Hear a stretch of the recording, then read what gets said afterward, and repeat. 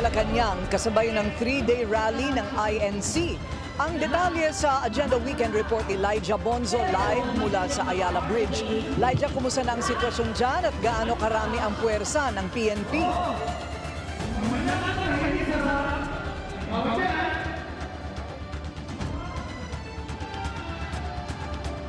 Corina, mag-aalas 7 na ng gabi pero katulad pa rin kaninang umaga ay maayos pa rin ang sitwasyon dito sa Ayala Bridge at nakasara pa rin ito at bantay sarado ang tulay, gayon din ang mga entry points papuntang Malacanang.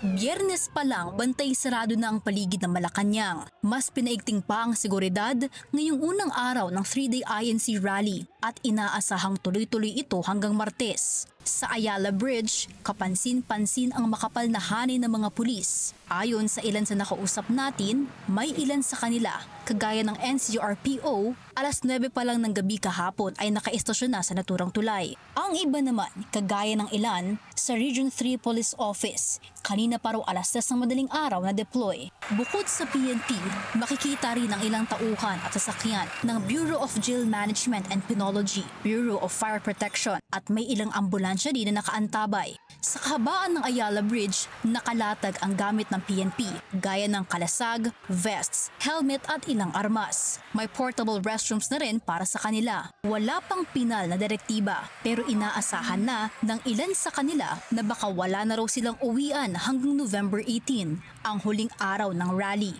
Maging sa mga kalapit na eskinita ng Ayala Bridge na entrada papuntang Malacanang Complex, todo higpit din sa security checks. Ang eskinita ng Arlegui, General Solano at Nicanor Padilla may harang pa rin ng pinagpatong-patong na container vans at ilang hilera ng barbed wire. Bago mag-alas 2 ng hapon, may dumating pang higit 100 pulis na sakay ng 3 truck. Nang tanungin para saan ito, 4 additional lang daw ang sagot ng isang pulis. Matatanda ang nalusutan ang hanay ng mga pulis sa bahagi ng Ayala Bridge kung saan sumiklab ang tensyon noong September 21 rally. Kaya para sa ilan, ayos lang ang additional security measures para hindi na maulit ang karahasan. Lalo't ayon kay PCO Secretary Dave Gomez, nasa palasyo si Pangulong Bongbong Marcos at patuloy na nagmamonitor sa mga nangyayari ngayong araw.